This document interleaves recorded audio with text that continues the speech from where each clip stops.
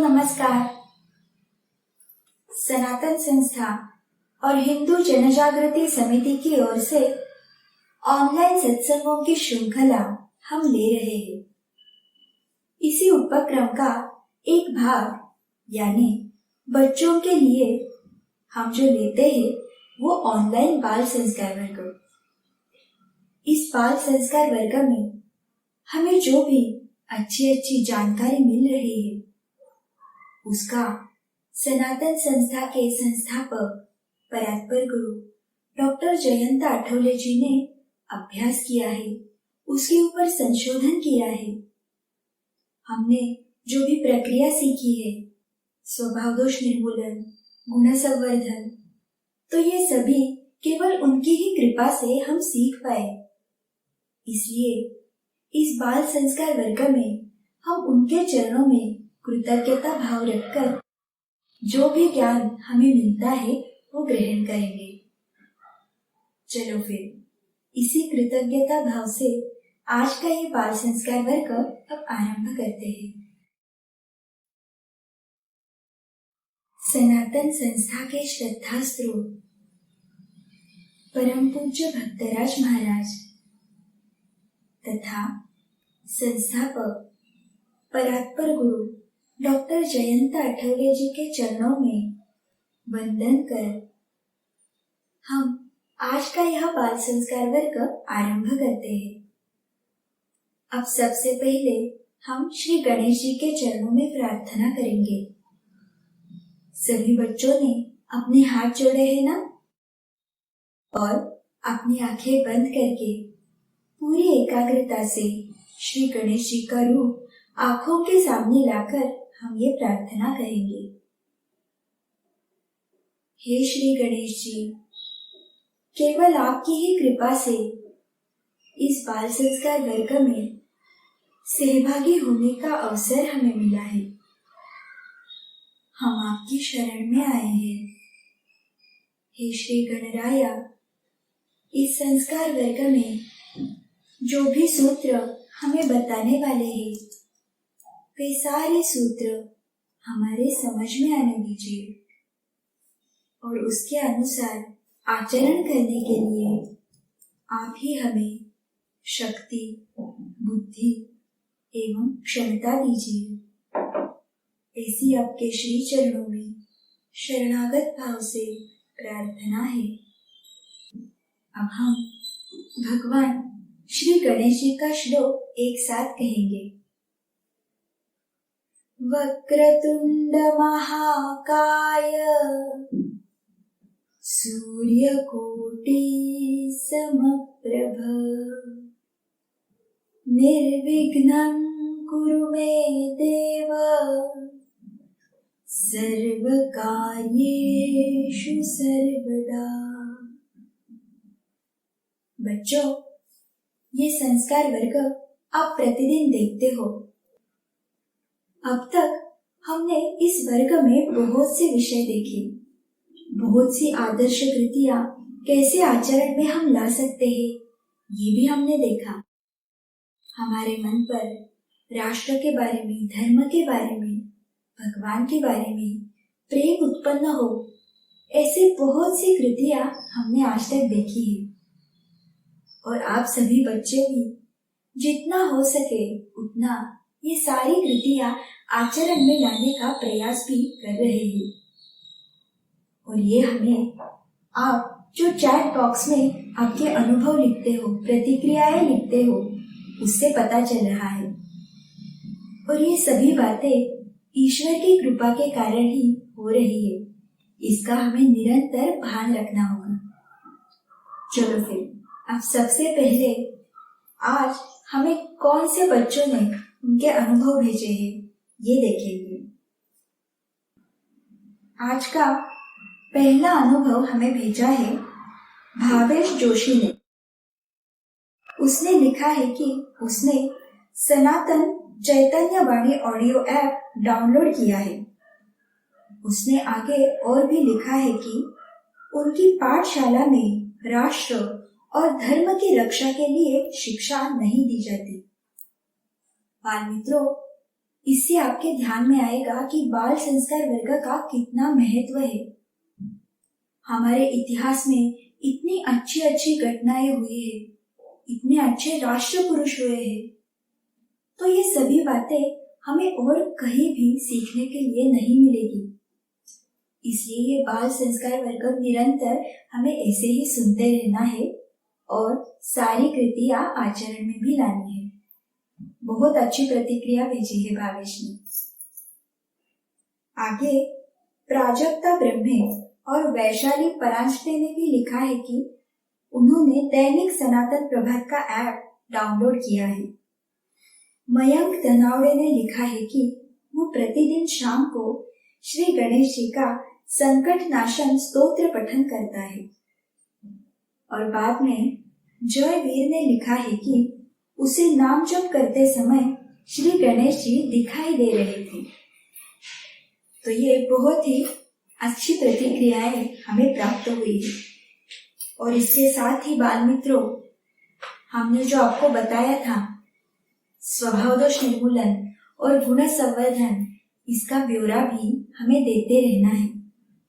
जिन बच्चों ने अभी तक ये प्रक्रिया आरंभ नहीं की है, वो ये प्रक्रिया अपने जीवन में ला सकते हैं। इसके कारण आपको बहुत लाभ होगा। चलेगा ना? तो सभी ऐसे प्रयास करते ही रहना। चलो फिर अब आगे बढ़ते हैं। तो आज की कहानी क्या है, इसकी उत्सुकता सभी के मन में होती है। तो आज हम भगवान श्री कृष्ण जी उनके भक्तों के ऊपर कैसी कृपा करते हैं, इसकी एक बहुत ही अच्छी कहानी देखने वाले हैं। सभी बच्चे पूरा ध्यान देकर ये कहानी सुनेंगे, क्योंकि अब सभी को पता ही है कि हम कहानी होने के उपरांत उससे जुड़ा हुआ एक प्रश्न आपको पूछते हैं और फिर 15 सेकंड में उसका योग्य उत्तर क्या है ये आपको सोच के रखना है। चलेगा ना? चलो फिर अब आज की हमारी कहानी हम आरंभ करते हैं। बाल मित्रों, केरल में गुरुवायूर नाम का भगवान श्री कृष्ण जी का एक बहुत बड़ा मंदिर है। प्रतिदिन हजारों भक्त वहां पे दर्शन के लिए जाते हैं। तो हम इसी मंदिर से जुड़ी हुई एक कथा आज देखने वाले हैं। तो इसी गांव में भगवान श्री कृष्ण जी का एक बहुत ही धनवान भक्त रहता था। उसके पास बहुत पैसा था, सब कुछ था, परंतु उसके पैरों में बहुत पीड़ा होती थी, इतना कि वो स्वयं से चल भी नहीं पाता।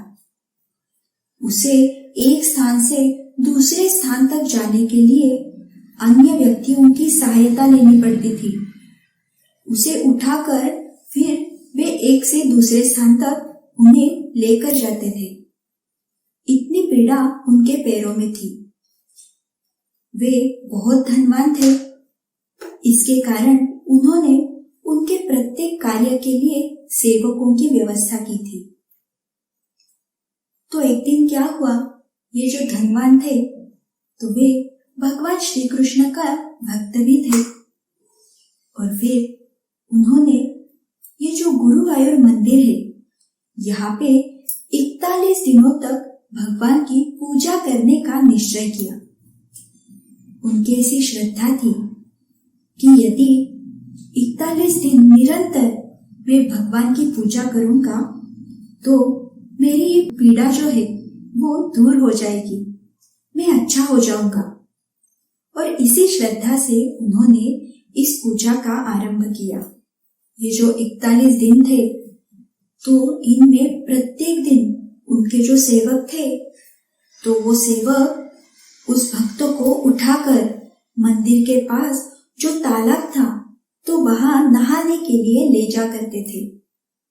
और फिर उस तालाब में नहाकर फिर वो भक्त पूजा करने के लिए जाता था। तो इसी प्रकार से 40 दिन हो गए, परंतु उस भक्त की जो पीड़ा थी वो बिल्कुल भी कम नहीं हो रही थी। इसी गांव में भगवान श्री कृष्ण जी का और एक भक्त था और ये भक्त बहुत ही गरीब था। उसके पास पैसा ही नहीं था। वो भगवान श्री कृष्ण को प्रार्थना करते थे कि उनकी जो बेटी है उसका विवाह निश्चित हो, ऐसे वो कहते थे। और उनके बेटी का विवाह निश्चित भी हो गया था, परंतु अब उसके सामने बहुत बड़ी समस्या थी कि उस बेटी के विवाह के लिए जो सोने के गहने या आभूषण बनवाने चाहिए या फिर शादी का जो भी खर्चा है, जो भी व्यवस्था करेंगे, तो उसके लिए पर्याप्त धन उसके पास नहीं था। परंतु उस गरीब भक्त की भी भगवान के ऊपर बहुत श्रद्धा थी और वो मन ही मन यही सोचता था कि मेरे भगवान कहीं ना कहीं से तो पैसों की व्यवस्था अवश्य करेंगे। और इसी श्रद्धा के साथ वो भगवान के मंदिर में दर्शन के लिए भी आते थे। तो एक दिन ऐसे ही मंदिर में प्रार्थना करने के बाद वो घर पहुंच गए। घर पे जाने के बाद रात को जब वो सो गए तब उन्हें एक सपना आ गया। तो सपने में भगवान श्री कृष्ण जी ने स्वयं उन्हें दर्शन दिए और कहा कि तुम कल सुबह मंदिर का जो तालाब है वहां पे जाओ। और फिर ऐसा आदेश भी किया कि मंदिर के तालाब की जो सीढ़ियां है वहां पे तुम्हें एक थैली दिखाई देगी। वो थैली तुम उठाओ और पीछे देखे बिना वहां से जल्द निकल आओ। तो भगवान का ये आदेश उस गरीब भक्त ने मान लिया। फिर अगले दिन सुबह हो गई। तो ये जो दिन था, तो जो धनवान भक्त था ना पहले वाला, उस धनवान भक्त का ये 41वां दिन था। यानी वो जो उपासना कर रहा था, उसने जो व्रत आरंभ किया था, उसका ये आखिरी दिन था। परंतु तब भी वो धनवान भक्त उसी श्रद्धा से सभी पूजा, सभी कर्म करता था। तो ये आखिरी दिन भी ये जो धनवान भक्त था वो मंदिर के तालाब में नहाने के लिए आया था। वो जो उसके सेवक थे उन्होंने उस भक्त को तालाब में छोड़ा था और आज तक हमने जो भी पूजा की तो उसके लिए कृतज्ञता स्वरूप उस धनवान भक्त ने अपने साथ आज एक थैली लाई थी और उस थैली में सोने के कुछ सिक्के उसने डाले थे। तो वो थैली उसने तालाब के सीढ़ियों पर रख दी और वो तालाब में नहा रहा था। इतने में ही क्या हुआ, तो वो जो गरीब भक्त था जिसको स्वयं भगवान ने आदेश दिया था, वो तालाब के पास पहुंच गया। तालाब पर पहुंचने के बाद वो गरीब भक्त इधर उधर देखने लगा और उसे तालाब के सीढ़ियों पर एक थैली सच में दिखाई दी। उसे लगा कि ये भगवान की ही कृपा है, भगवान ने ही मेरे लिए यहाँ पे ये रखा होगा। तो वो गरीब भक्त जल्दी से उस थैली के पास जाता है और वो थैली हाथ में उठाकर पीछे देखे बिना ही वो वहां से जल्दी भागने लगता है। तभी वो जो धनवान भक्त तालाब में नहा रहा होता है, उसका ध्यान भी उस व्यक्ति की ओर जाता है। वो देखता है कि कोई तो मेरी थैली उठाकर भाग रहा है। तो उसे लगता है ये तो कोई चोर है। इसलिए वो धनवान व्यक्ति तालाब से जल्दी से बाहर आता है और दौड़कर उस चोर का पीछा करने लगता है। उसके मन में यही विचार रहता है कि मैंने ये जो थैली है उसमें जो भी सोने के सिक्के हैं, तो ये भगवान श्री कृष्ण को अर्पण करने के लिए लाए थे। और ये कौन है जो चोरी करके इस प्रकार दौड़ रहा है। तो वो बहुत प्रयास करते हैं कि वो जाके उस व्यक्ति को पकड़ ले। परंतु वो जो चोर था वो बहुत ही आगे निकल गया और वो धनवान भक्त उस व्यक्ति को, यानी वो गरीब भक्त ही था, उसे नहीं पकड़ पाया और फिर निराश होकर वे वापस चले आए। तभी अचानक वो जो धनवान भक्त थे उनके ध्यान में आया, चोर को पकड़ने के लिए मैं कैसे दौड़ सका? मैं तो एक पैर भी स्वयं से नहीं उठा सकता। इधर से उधर जाने के लिए वो मुझे लोग उठाकर फिर लेके जाते हैं और अब तो मैं चोरों के पीछे दौड़ के चला आया। ये तो बहुत बड़ा चमत्कार हुआ है। ये सारी स्थिति देख के वो वहां के वहां खड़े के खड़े ही रह गए। तो ये सारा प्रसंग देख के वो बहुत ही अचंभित हो गए। उनके मन में भगवान के प्रति जो कृतज्ञता भाव था वो उत्पन्न हुआ। तो बाल मित्रों, आप सभी के ध्यान में आया क्या? तो ये जो 41वां दिन था, तो इस दिन में भगवान श्री कृष्ण जी ने अपने दोनों भक्तों के भक्ति से प्रसन्न होकर उन दोनों की भी सहायता की।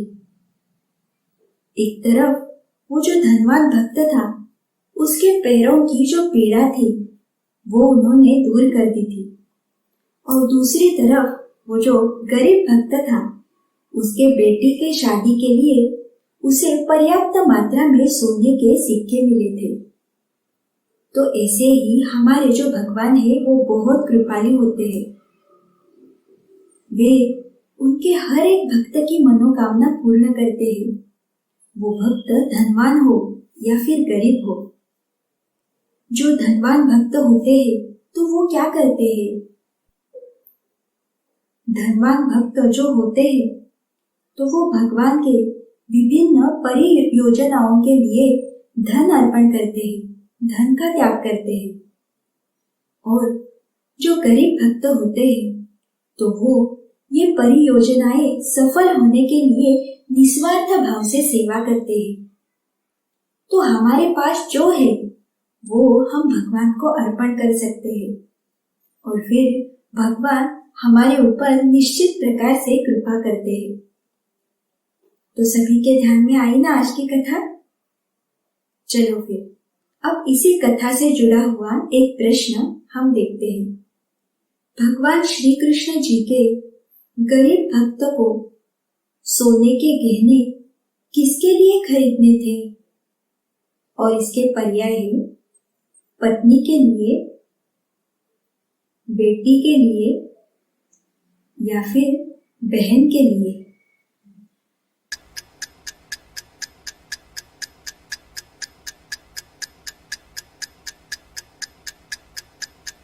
और इस प्रश्न का योग्य उत्तर है भगवान श्री कृष्ण जी के गरीब भक्त को सोने के गहने अपनी बेटी के लिए खरीदने थे।